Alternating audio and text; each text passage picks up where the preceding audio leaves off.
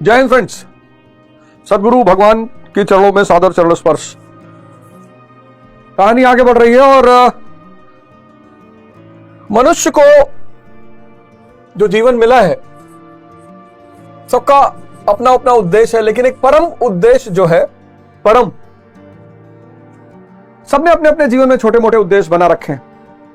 किसी को आईएएस बनना है, किसी को पीसीएस बनना है, किसी को नेता बनना है, किसी को इंजीनियर बनना है, डॉक्टर बनना है, कलाकार बनना है।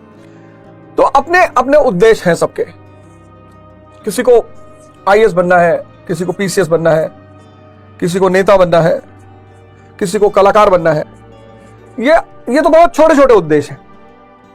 इन उद्देश्यों का जो मुख्य काम है वो ये है कि आपकी जो परम यात्रा है, परम उस परम यात्रा में ये आपके सहायक बने।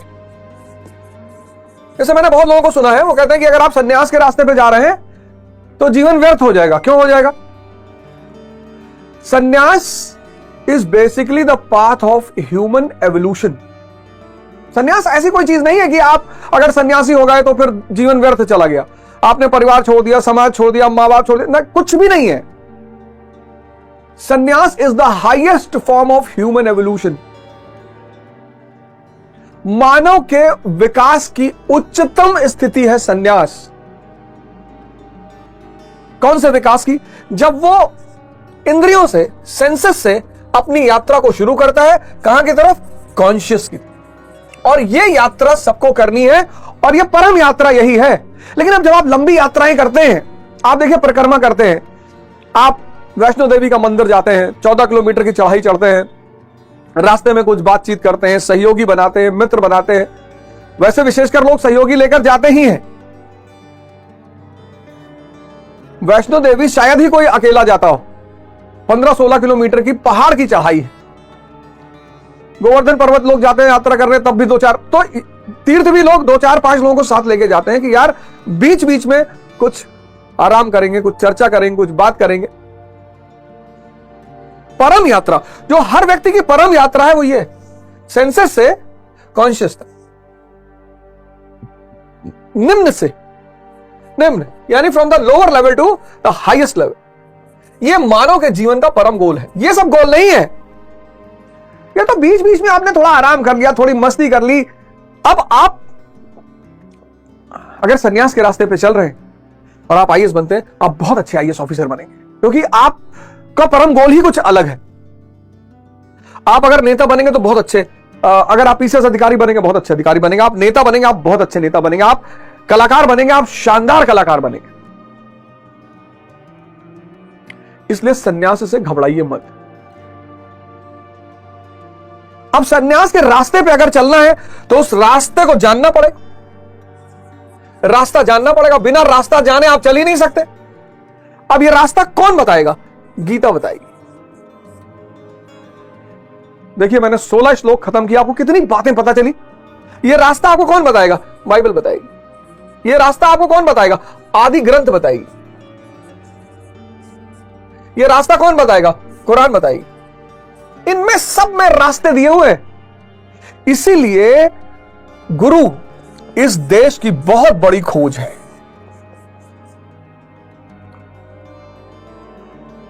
गुरु इस देश की बहुत बड़ी खोज है, क्योंकि यह गुरूर को खत्म करके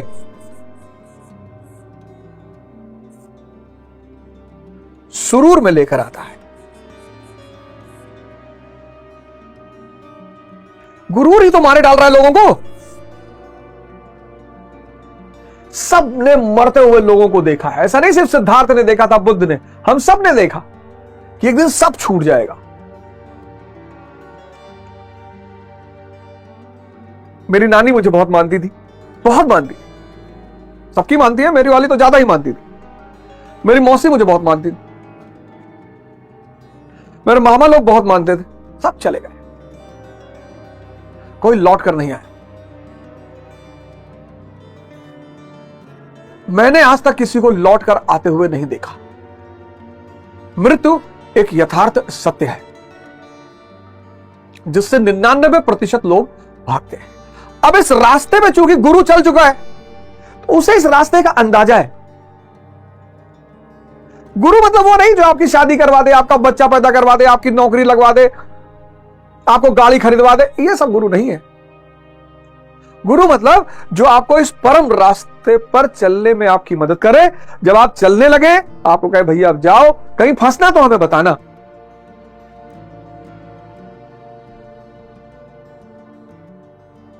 अब पिछले श्लोक में जो हमने चर्चा की, जो ग्राफ मैंने आपको बनाकर दिया,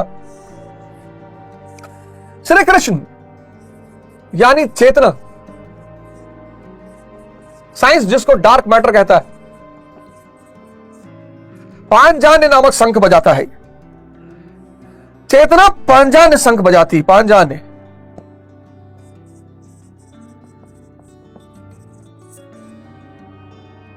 ऋषिकेशा, इनको ऋषिकेशा भी कहा गया, हृदय में वास करने वाले।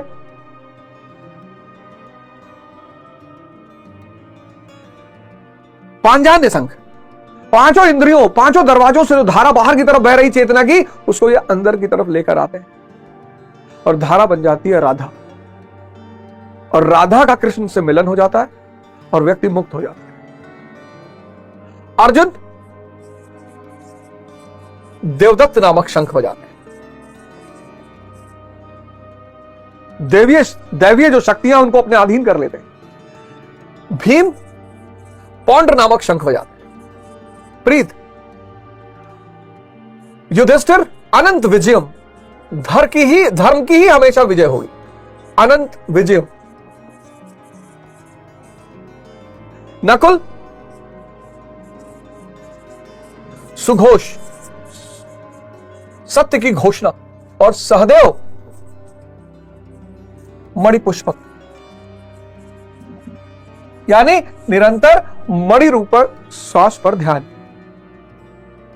जब आंख बंद करते हैं आप, तो ना आपको मन दिखाई पड़ता है, ना आपको हृदय दिखाई पड़ता है, ना किडनी दिखाई पड़ती, ना लीवर दिखाई पड़ता है। आपको आंख बंद करके अगर कोई चीज दिखाई पड़ती है तो वो है आपकी श्वास।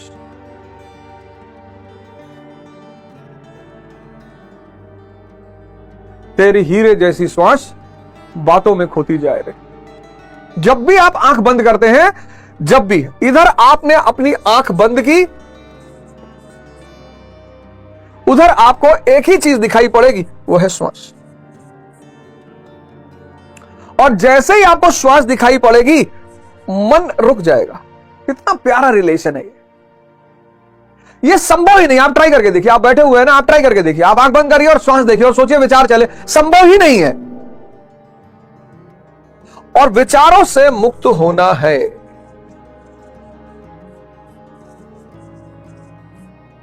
किससे जुड़ना है? भाव से। भाव से जुड़ना है।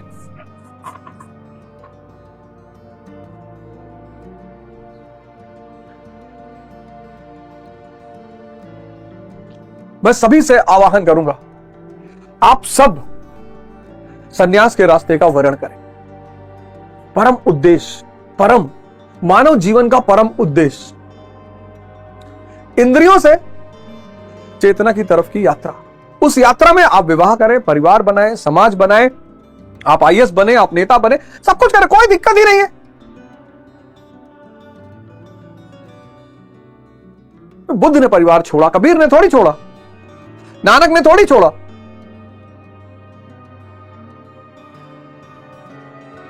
उस रास्ते की एक किताबें हैं, उन किताबों को कोई गुरु ही बता सकता है, वो भी सदगुरु, मतलब जो उस रास्ते से गुजरा हो और जो जागृत हो।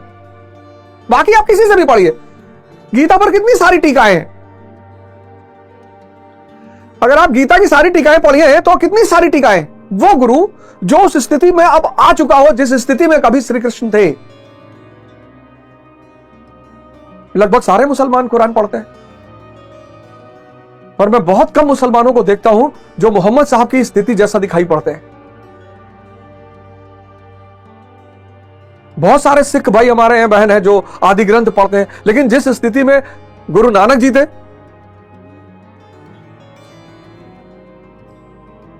वो तो हमारा सौभाग्य है, आपका सौभाग्य है कि हमारे पास ऐसे गुरु मौजूद हैं। तो इन लोगों ने अपने अपने उद्देश्यों की घोषणा की कि भैया हम तो आपकी धारा को राधा बना देंगे।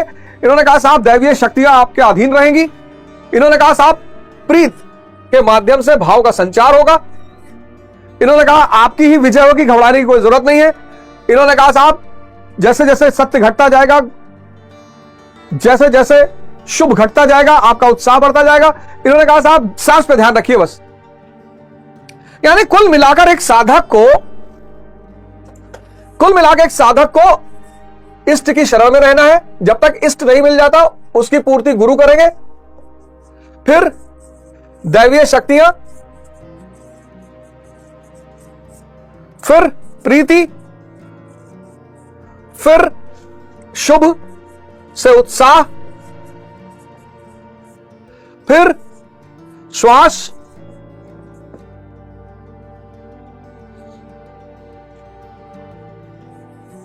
फिर धर्म। इन सारे शब्दों को उसे समझना होगा। इसीलिए धर्म जो है उसको मिस्टिक भी कहा गया। साधुओं को हमने मिस्टिक कहा, रहस्यवादी, और धर्म को हमने मिस्टिसिज्म कहा।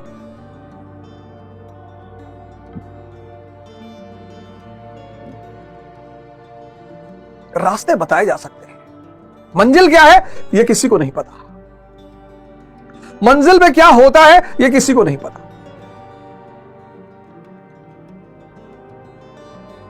अब इसी क्रम में इतना जानने के बाद, इसी क्रम में जब आप आगे बढ़ते हैं,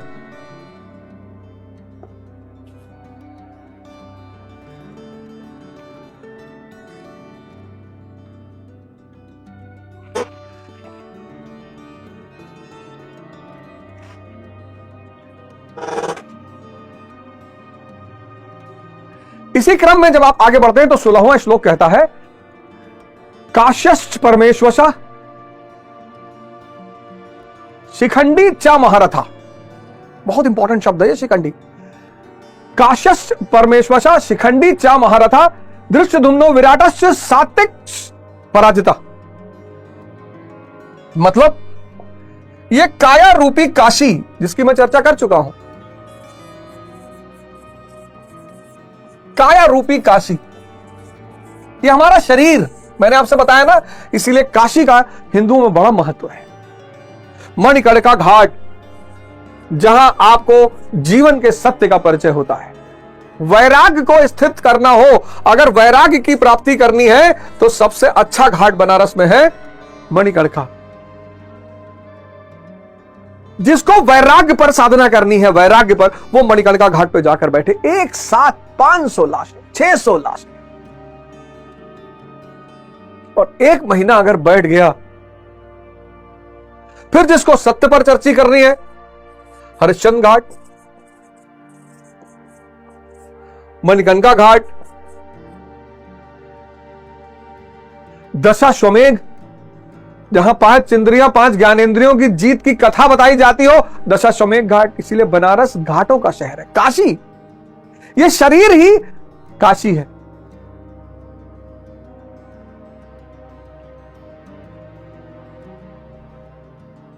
यह शरीर ही काशी है। और जब मन सहित इंद्रियों को समेट कर व्यक्ति अपने शरीर में ही स्थित कर लेता है, तो इस शरीर में मन सहित इंद्रियों को समेटकर जब व्यक्ति अपने शरीर में ही स्थापित कर लेता है, तो परमेश वासा, उस शरीर में परमात्मा का वास हो जाता है। शरीर में क्या हो जाता है? परमात्मा का वास। इंद्रियों को बुरा नहीं मानना है। अज्ञानतावश ये इंद्रियां बाहर निकलती हैं। सर मैं तो उसका व्यक्तिगत उदाहरण हूं जीवन में। ये जो स्त्री को आप देखते हो और आपके मन में इच्छा उसे भोगने की उठती है सर, सबको उठती है सर। जब तक इंद्रियां बाहर भाग रही हैं, इंद्रियां दुश्मन नहीं है, अज्ञानता का शिकार है। जब तक ये इग्नोरेंट है, जब तक ये ऋषिकेश के कमांड में नहीं है, तभी तक इनसे गुनाह होता है। और चूंकि वो अज्ञान में हो रहा है, कहते ना ईश्वर सबको माफ कर देता, करेगा ही। करेगा ही, क्योंकि कोई ज्ञानी अगर गुनाह करे फिर तो उसकी माफी नहीं है। अब बुद्ध निर्वाण प्राप्त करने के बाद अगर आम्रपाली के पास प्रेम का प्रस्ताव लेकर जाते कि मैं तुमसे विवाह करना चाहता हूं, बच्चा पैदा करना चाहता हूं, तुम्हें भोगना चाहता हूं, तब माफी नहीं थी। लेकिन अगर सिद्धार्थ जा रहा है तो माफी है, क्योंकि सिद्धार्थ अज्ञानता में जा रहा है, सिद्धार्थ को पता नहीं है। लेकिन बुद्ध, हम सब इस स्तर पर जीते, हम सब। इसलिए मैं आपसे कहता हूं, पश्चाताप ना लाएं अपने मन में, तपस्या लाएं। पश्चाताप व्यक्ति को दुखी करता है, निराश करता है, दर्द देता है। तपस्या लाएं, तपस्या। गुरु की शरण में रहें और तपस्या लाएं। तो जब ये काया रूपी काशी मन सहित इंद्रियों को बाहर से समेटकर अपने अंदर ही स्थित कर लेता है, तब उस शरीर में परमात्मा का वास हो जाता है। इसलिए तो हम गुरु महाराज को भगवान श्री कृष्ण का अवतार कहते हैं। इस देश में जो भी जागृत हो गया वो श्री कृष्ण है, क्योंकि अब उसकी आत्मा पर किसका अधिकार है? ऋषिकेशा का। ऋषिकेशा यानी श्री कृष्ण। अब उसके जीवन की लगाम किसके हाथ में है? ऋषिकेशा के हाथ में। ऋषिकेशा यानी श्री कृष्ण। काया रूपी काशी। काशश्च परमेश्वशा शिखंडी चा महारथा। शिखंडी कहते हैं नपुंसक था और ये था और वो था। इस शब्द को समझ लीजिए, शिखंडी को। इस शब्द को अगर आप समझ गए, शिखंडी अनुराग के आगे है। अनुराग यानी अर्जुन।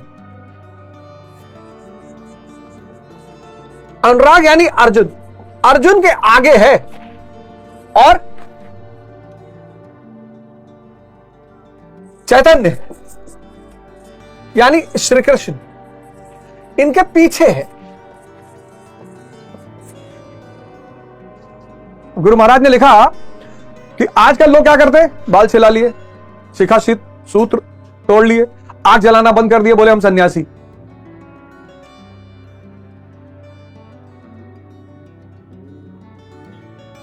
बाल सेव करा लिए, शिखा सूत्र तोड़ दिए, बोले हम सन्यासी। आग जलाना बंद कर दिए, बोले हम सन्यासी।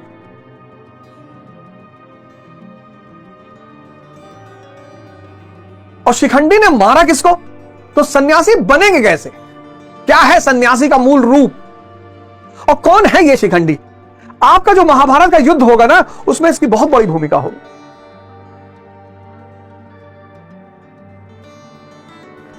शिखंडी है चिंतन पद्धति।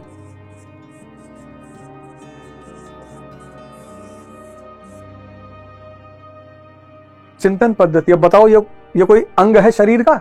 नहीं। इसके पास अपनी कोई शक्ति है? नहीं। बस यही शिखंडी है। ना तो ये शरीर का अंग है और ना इसकी कोई अपनी शक्ति।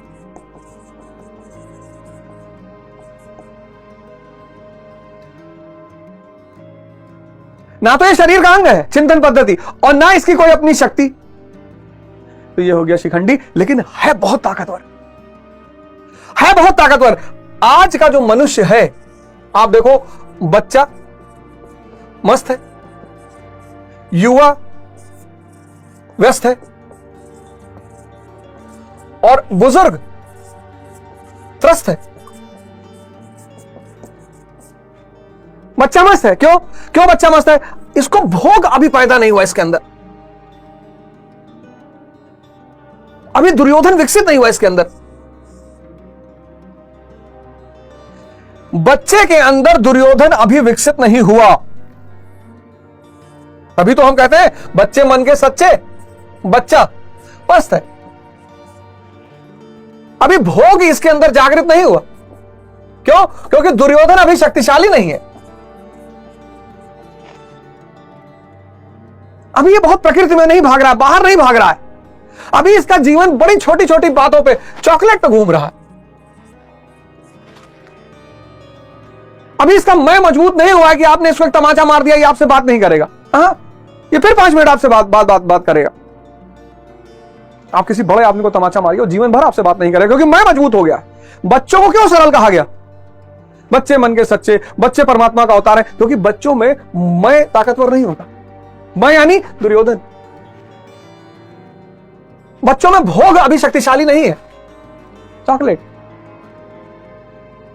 4 बच्चे हैं, आप देखिए बाहर खेलते हुए पार्क में, बालू उठा उठा के ऊपर ऊपर डाल रहे हैं, खाली बोतल सजा रहे हैं। माँ बाप डांट रहे कि अरे फेंक दे बोतल, खाली हो गई, कचरा है। उसी को सजा रहे हैं, उसी को जोड़ रहे हैं, ईंटों को जोड़ के घर बना रहे हैं। यहां जिनका घर बना हुआ कह रहे हैं यार ये घर ठीक है नहीं, इसमें टाइल्स नहीं बढ़िया लगा हुआ है।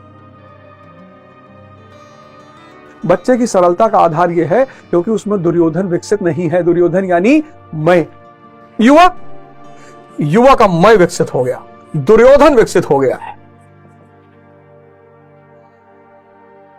अब इसको कुछ बनना है, और सिर्फ बनना नहीं है, अब इसको कुछ बनना है और सिर्फ बनना नहीं है, भोगना भी है बनने के बाद। ना ये कुछ बन पाएगा ना कुछ भोग पाएगा, क्योंकि मैं की कोई अस्तित्व ही नहीं है। ये तो भ्रम है, माया।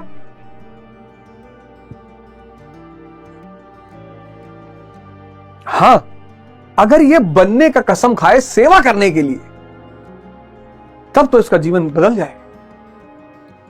आज बहुसंख्यक लोग क्यों परेशान है? बनना है फिर भोगना है। पहले या तो बन ही नहीं पाओगे, और मान लो गलती से कहीं बन भी गए तो भोग नहीं पाओगे, क्योंकि तुम हो ही नहीं, मैं का अस्तित्व ही नहीं है। हम अपने चारों तरफ पैसे वालों को, पद वालों को परेशान देखते हैं, लेकिन चिंतन पद्धति का अभाव है, शिखंडी का अभाव है। और बुजुर्ग, इसका मैं तो और ताकतवर है।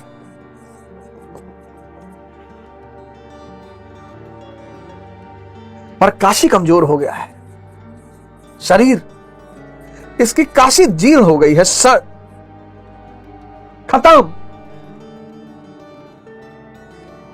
तमन्ना बहुत है, ताकत नहीं है। तो तमन्ना होए और ताकत ना होने से क्या फायदा हो गया? फ्रस्ट्रेशन पैदा हो गया, ये रोगों का शिकार हो जाता है, आईसीयू में पड़ा है, भुगत रहा है। यही नर्क है। अगर इस उम्र में 70 प्लस के बाद आपकी दृष्टि अच्छी है, आपका काया अच्छी है, 100 तक पहुंचते पहुंचते तो किसी की भी जीर्ण शीर्ण हो जाएगी। लेकिन अगर काशी खराब हो जाए, स्वामी करमवीर को देखिए, पुरकाशी में आश्रम है, पतंजलि आश्रम, 70 प्लस उम्र है, और चैलेंज करते हैं, चुनौती, कोई 17 साल का लड़का उनको हरा नहीं सकता, ना तो कुश्ती में, ना दौड़ में, ना भाग में। मस्त शरीर।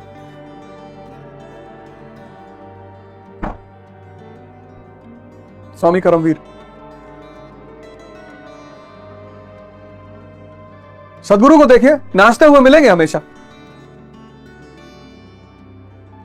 चिंतन पद्धति खो गई। अर्जुन के आगे, चैतन्य के पीछे।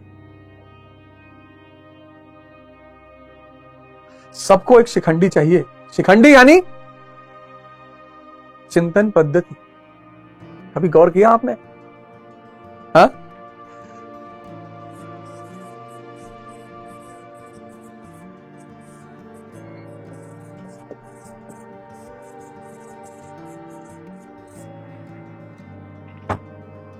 शिखंडी, शिखंडी यानी चिंतन पद्धति। खो गए लोग। डाइवोर्स रेट देखो,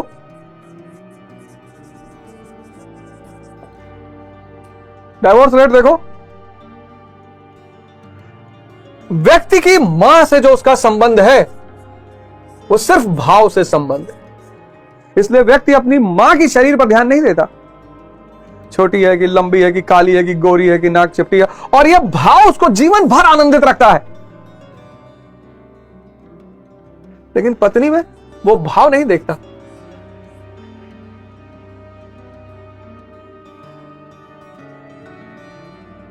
पत्नी में उसे शरीर देखना है। इसीलिए दुनिया के सारे पुरुष पीटे जाते हैं। जो भी पत्नी दंश का शिकार हैं, वो इसीलिए शिकार है, क्योंकि जीवन तो आपका इससे कटेगा ना, जीवन इससे तो कटेगा नहीं। नहीं तो वैश्याएं एक से एक सुंदर है, जाइए निकाल लाइए, किसी से विवाह कर लीजिए। वैश्यावृत्ति को, प्रोस्टिट्यूशन को क्यों पाप कहा गया? वैश्यावृत्ति, आप एक स्त्री को धन देते हैं, उसके बदले में आप उसकी शरीर लेते हैं। ये देखिए, और दोनों मैटर है, चैतन्य नहीं है। ये भी धन, इसीलिए दोनों को माया कहा गया, भोग की दृष्टि से। माया का मतलब कुछ है नहीं, दिखाई पड़ता है। जैसे आप रेगिस्तान में जा रहे हैं और दूर आपको पानी नजर आ रहा है सूरज की किरणों की वजह से, लेकिन जब आप वहां पहुंचते हैं वहां पानी है नहीं, माया। तभी तो कबीर ने कहा, माया छाया एक सी बिरला जाने कोई। छाया दिखाई पड़ती है, होती नहीं है। वैश्यावृत्ति इसीलिए पाप है। वस्तु देकर वस्तु खरीदा जा रहा है, क्योंकि चैतन्य आप खरीद नहीं सकते, चैतन्य का क्रय विक्रय हो नहीं सकता, और चैतन्य का सीधा संबंध भाव से है। भाव के भूखे हैं भगवान। जितने लोग पत्नी दंश के पीड़ित हैं, वो सिर्फ इसलिए पीड़ित हैं क्योंकि पत्नी को वो भोग करना चाहते हैं, और भोग भाव का नहीं हो सकता, भोग वस्तु का होगा।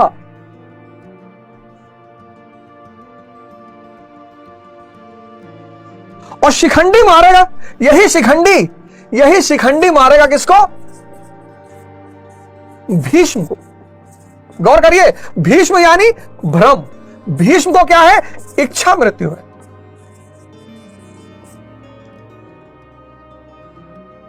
जिसके पास फॉर्च्यूनर है,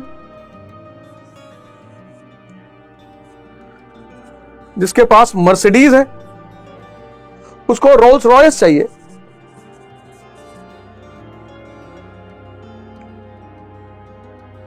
इच्छा।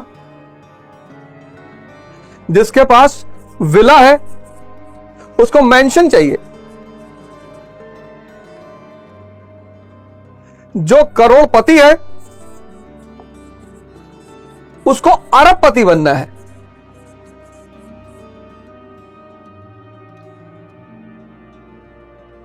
चिंतन। संत का जीवन किस पे चलता है? जरूरतों पे।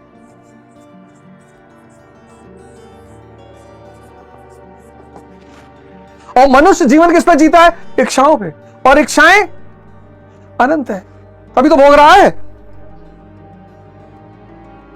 अब गुरु महाराज के पास आश्रम में जाइए, उनके अपने नाम पे कुछ भी नहीं है, लेकिन जिन जिन चीजों की उन्हें जरूरत है, जब व्यक्ति जागृत हो जाता है ना, तो माया उसकी दासी हो जाती है।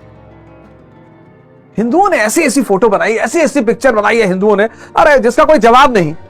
तो भगवान विष्णु को दिखाया है क्षीर सागर में लेटे हुए नागराज पे, इंद्रियों पर लेटे हैं, इंद्रियां उन पर हावी नहीं है। और भगवान विष्णु की सेवा कौन कर रहा है? लक्ष्मी। लक्ष्मी यानी माया। इतना दुष्प्रचार किया गया भारत की संन्यास परंपरा और संत परंपरा पे कि तुम भिखमंगे हो जाओगे, तुम्हारे पास कुछ रहेगा नहीं, और गरीब हो जाओगे, तुम्हारी कोई औकात नहीं रहेगी।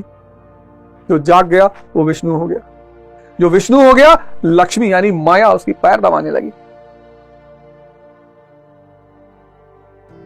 बोलो क्या चाहिए? जिस चीज की उसकी जरूरत होती है, माया खुद ही लाकर देती है। भगवान ने जरूरतों का ठेका ले रखा है, इच्छाओं का नहीं ले रखा। इसने जितने लोग इच्छा लेके भगवान के पास जाते हैं, वो सब भगवान से निराश हैं। भगवान ने हमारी जरूरतों का ठेका ले रखा है, भगवान ने हमारी इच्छाओं का ठेका नहीं ले रखा है। इसलिए जितने लोग इच्छा लेकर भगवान और गुरु के पास जाते हैं, वो सब निराश, सब। 10 साल जाई थे आश्रम, कुछ हमारा सिलेक्शन है नहीं बा, तुम्हारे सिलेक्शन कराने ठेका लिए गुरु महाराज।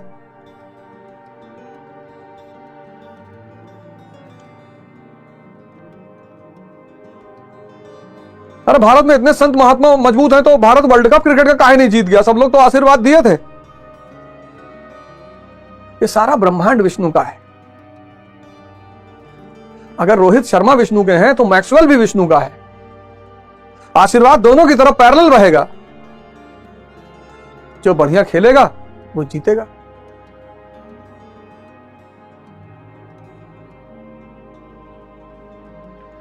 ऐसा नहीं कि भगवान सिर्फ रोहित शर्मा के हैं, कि रोहित शर्मा मंदिर गए, माला चढ़ा है, फूल चढ़ा है, और रोहित शर्मा 501 रुपया चढ़ा है तो भगवान इनको वर्ल्ड कप जिता देगा। फिर तो भगवान पुरोहित हो गया, फिर तो वो धंधा करने वाला हो गया, बिजनेसमैन हो गया। भगवान सबका है, वो मैक्सवेल का भी उतना ही है। इसीलिए बहुत नास्तिक लोग दुनिया में बड़े मस्ती में रहते हैं। भगवान का आशीर्वाद दोनों के ऊपर बह रहा है।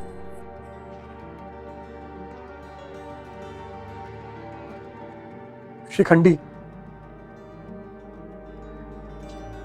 ये जड़ा नहीं है, नपुंसक नहीं है, चिंतन पद्धति है।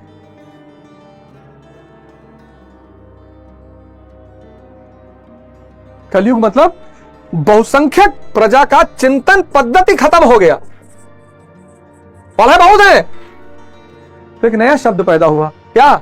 जाहिल।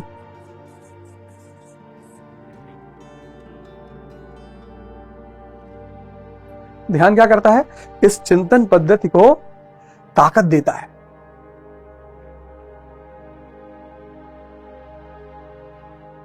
ये देखो, आपने कभी ये डायग्राम बनाया? ये कि बच्चा मस्त क्यों है? जीसस क्राइस्ट ने कहा कि स्वर्ग के अधिकारी वही होंगे जो फिर से बच्चे बन जाएंगे। निर्मल, मैं का अंत।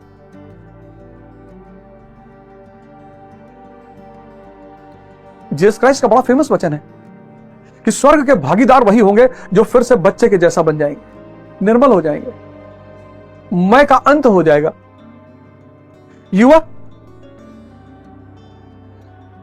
युवा को सन्यास के रास्ते पर चलना शुरू करना चाहिए। सभी युवा को डरने की जरूरत नहीं है, यह परम उद्देश्य है। गुरु को शरण में आइए और परम उद्देश्य की तरफ आगे बढ़िए। और इस यात्रा के बीच में आप आईएएस बन जाइए, पीसीएस बन जाइए। साधना आपको बाधा थोड़ी करेगी, मजबूत करेगी आपको। लेकिन आईएएस बनने के लिए ध्यान मत करिए।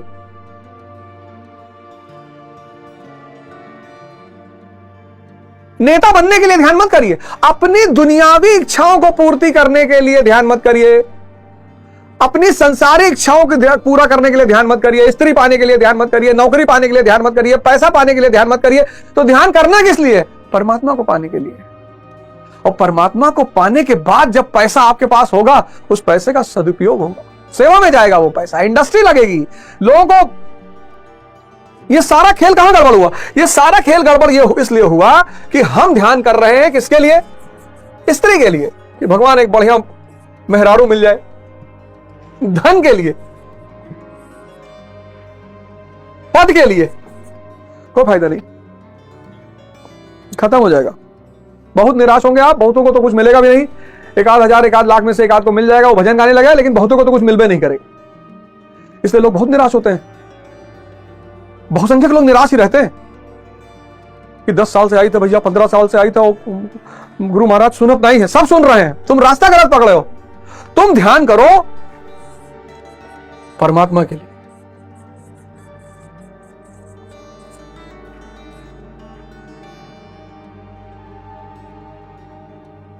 और इस रास्ते में तुमको स्त्री मिल जाएगी, बड़ी खुश रहेगी तुमसे।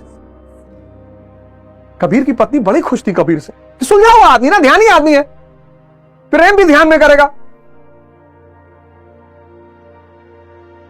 प्रेम भी ध्यान में करेगा, उसको दवा खाने की जरूरत नहीं पड़ेगी। और जिसका मन शांत है वो तो शिव के रूप में ध्यान करेगा, प्रेम करेगा।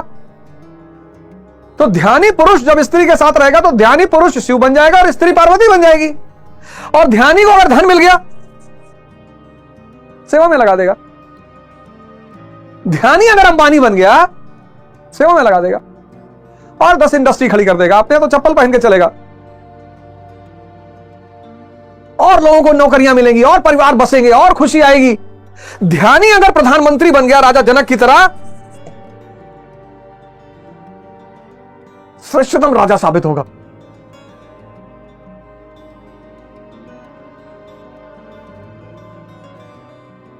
श्रेष्ठतम राजा साबित होगा, श्रेष्ठतम।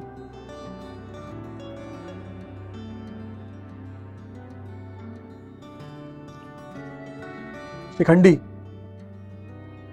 चिंतन पद्धति।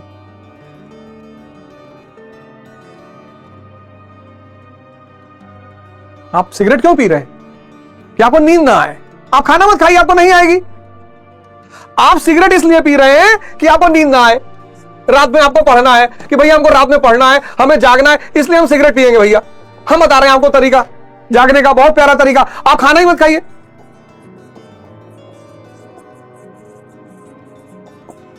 6 घंटा पढ़ना है, 6 घंटा खाना ही मत खाइए। आपको नींद नहीं आई। किसको भूखे पेट नींद आती है? किसको भूखे पेट नींद आती है? आपको अपना स्मरण शक्ति बढ़ाना है, मेमोरी पावर। आप स्मरण शक्ति बढ़ाने के लिए तंबाकू खा रहे हैं, टोबैको कह रहे हैं ये बुद्धिवर्धक चूर्ण है। मैं बता रहा हूं, आप फास्टिंग करिए, फास्ट रखिए, पढ़ते वक्त आप कुछ मत खाइए। आप पेट खाली मन खाली, खाली मन में जो पढ़ते जाओगे बढ़ता जाएगा। पेट भरा रहेगा, मन में खुराफात चलता रहेगा। चाची बुआ काकी नानी मौसी, तो जब काकी नानी मौसी चलता रहेगा तो आर्किमिडीज घुसबे नहीं करेगा। ये सब सन्यास के रास्ते हैं, ये सब चिंतन पद्धति का परिणाम है। हमको भी किसी जमाने में लगता था कि अगर दुनिया में सब स्त्री मिल जाए तो मजा आ जाए यार। जिस रास्ते से तुम गुजर रहे हो उसी से मैं भी गुजरा हूं। हमको भी हर स्त्री देख के लगता था कि गुरु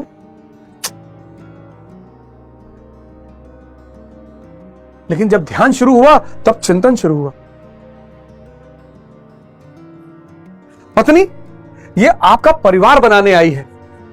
पत्नी ये परिवार की सृजक है, परिवार का निर्माण करती है। ये मां है, इसको कोई भोग नहीं पाया आज तक, कोई माई का लाल पैदा ही नहीं हुआ।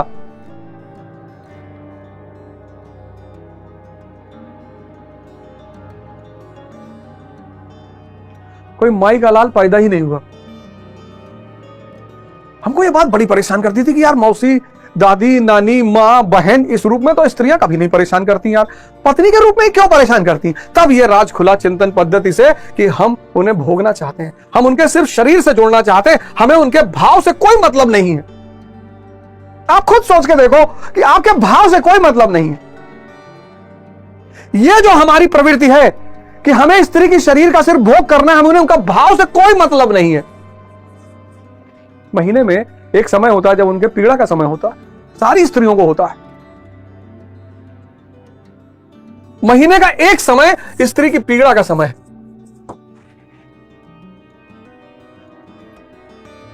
हम ही खाना बना दे, कहते भैया तुम 5 दिन आराम करो, तुम मत बनाओ, हम बनाएंगे 5 दिन खाना।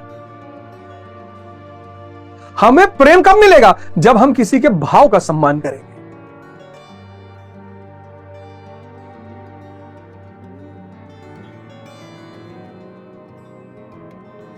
वैश्या को आई लव यू बोलो, एक चांटा मारे खींच के, और मौका चल पड़े तो 10-20 लाठी मारे खींच के।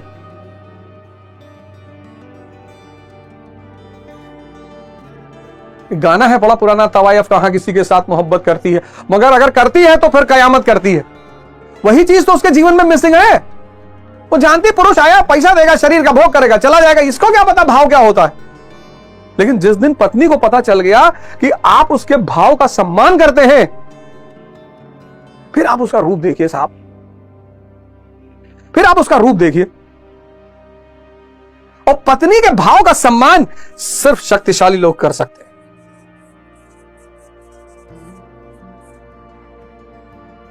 मरा हुआ आदमी भगवान शंकर को चिंता नहीं कि पार्वती जी कहां जा रही हैं। जाए कहीं घूमे टहले, पापा के यहां जाए, दोस्त के यहां जाए, बहन के यहां जाए, चाहे जाए, वो खुद इतने शक्तिशाली है। भगवान विष्णु को चिंता नहीं है, इसीलिए उनकी पत्नियां उनकी सेवा करती हैं, पूजा करती हैं, क्योंकि भगवान विष्णु और भगवान शंकर अपनी स्त्री के भाव का सम्मान करते हैं। यह है शिखंडी। कितना बड़ा सूत्र यथार्थ गीता में लिखा हुआ है, कितना बड़ा सूत्र गीता में लिखा हुआ है। आपने कभी गौर किया? आप सब अपनी चिंतन पद्धति पर काम करना शुरू करिए, सब। अर्जुन बिना शिखंडी के, अर्जुन बिना शिखंडी के भीष्म को गिरा नहीं पाएगा। ध्यान कभी लगेगा ही नहीं, क्योंकि अगर भीष्म नहीं गिरेगा तो भ्रम नहीं गिरेगा, अगर भीष्म नहीं गिरेगा तो इच्छा नहीं गिरेगी। हर अर्जुन को शिखंडी की जरूरत है। कितना बड़ा सूत्र है?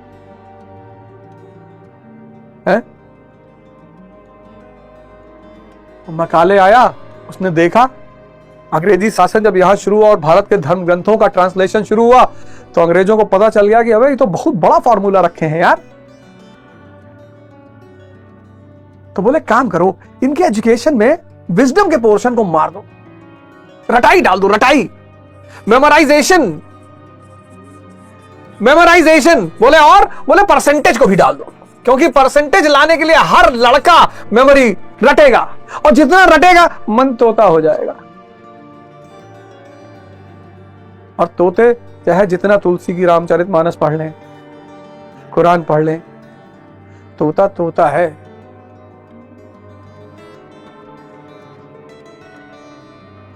तोते का पढ़ना ना पढ़ना सब बराबर है। तोते को चाहे लंदन पढ़ाओ, चाहे लैंसडाउन पढ़ाओ, चाहे देहरादून पढ़ाओ, चाहे शिमला पढ़ाओ, तो तोता ही रहेगा। थोड़ा बढ़िया तोता रहेगा, सोने के पिंजड़े में रहेगा।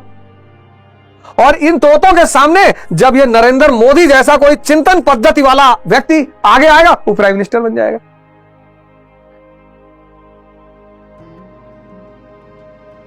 जब कोई मुलायम सिंह यादव जैसा चिंतन पद्धति वाला आदमी आगे आएगा, वो डिफेंस मिनिस्टर बन जाएगा।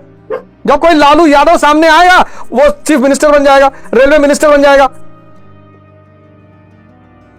क्योंकि इनके पास सोचने की क्षमता अच्छी है। भले धार्मिक धारा में ना सोच पाते हो, संसारिक धारा में अच्छा सोच रहे हैं ना, तो संसारिक धारा में उच्च पद पर है।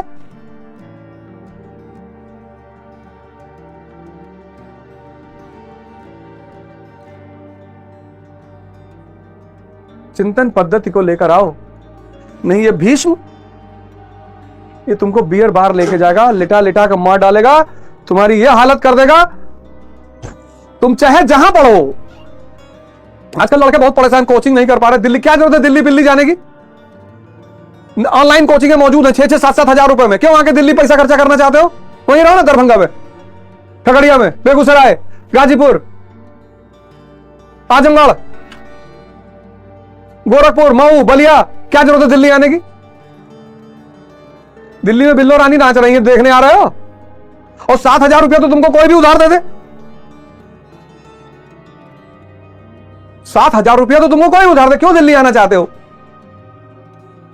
7-8 हजार रुपए ले लो। और अब तो हर छोटे छोटे शहरों में लाइब्रेरी बन गई। लाइब्रेरी नहीं है, मंदिर में जाके बैठ के पढ़ो यार, कोई टोकेगा तुमको? मस्जिद किस लिए बनी है? जाके बैठ के पढ़ो। इन सब जगहों का इस्तेमाल करो, अपनी चिंतन पद्धति का विकास करो। भीष्म को खत्म करो, भीष्म खत्म हो जाएगा, ये भ्रम खत्म हो जाएगा, इच्छाएं सारी खत्म हो जाएगी, शक्ति आ जाएगी। भगवान राम की तरह सेवा करना, तुम भी भगवान बन जाओगे। है? तो काया रूपी काशी देखो, काया रूपी काशी,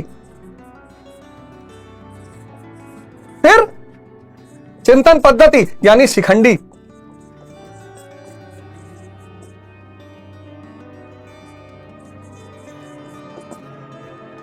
काया रूपी काशी, मन सहित इंद्रियों को अपने अंदर वास कर लेगा तो परमेश्वासा हो जाएगा, परमात्मा हो जाएगा।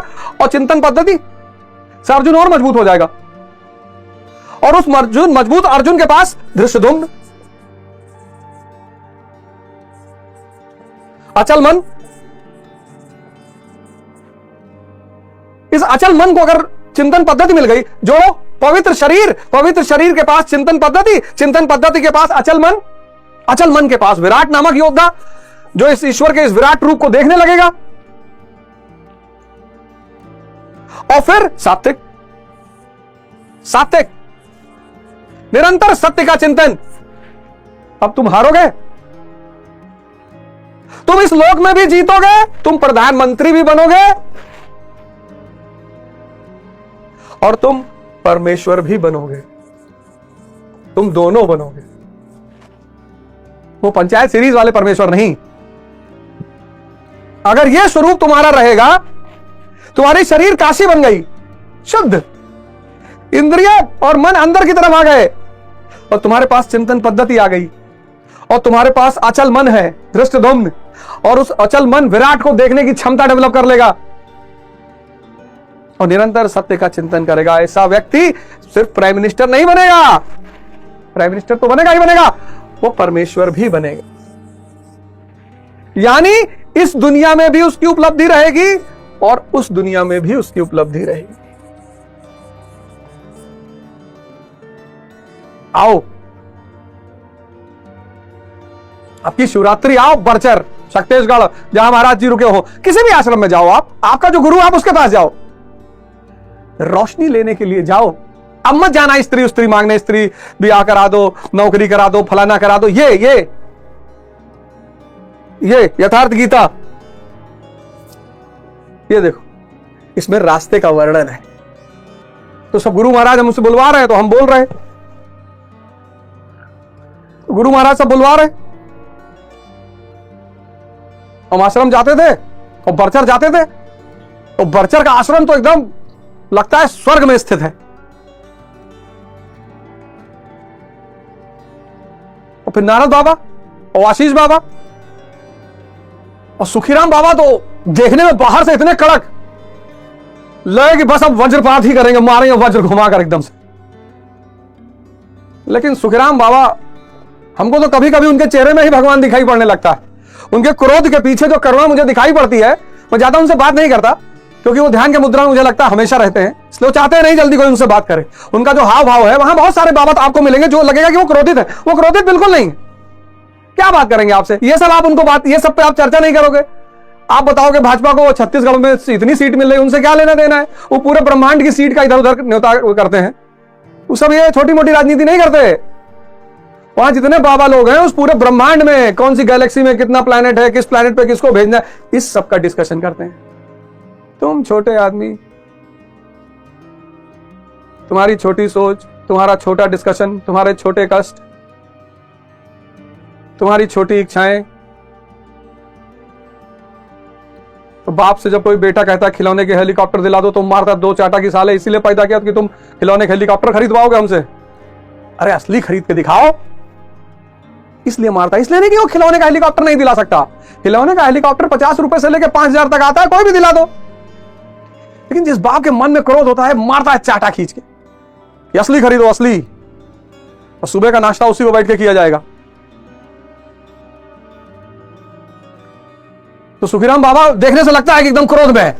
आशीष बाबा करुणामयी है, उनके ऊपर से करुणा दिखाई ही पड़ती है। बहुत सारे बाबा हैं, बिल्लू बाबा हैं, बहुत शांत रहते हैं। बहुत सारे बाबा बहुत शांत रहते हैं, वो वैसे भी नहीं बोलते। वहां आश्रम में आपको बहुत सारे बाबा मिलेंगे जो बड़ा क्रोधित, वो क्रोधित नहीं रहते हैं, वो सिर्फ इस स्थिति में रहते हैं कि भैया दूर रहो हमसे, हमें छोटी मोटी बातें नहीं करनी। आए हो, जो मांगने आए हो मांग लो, उनकी इच्छा होगी दे देंगे और निकल लो धीरे से।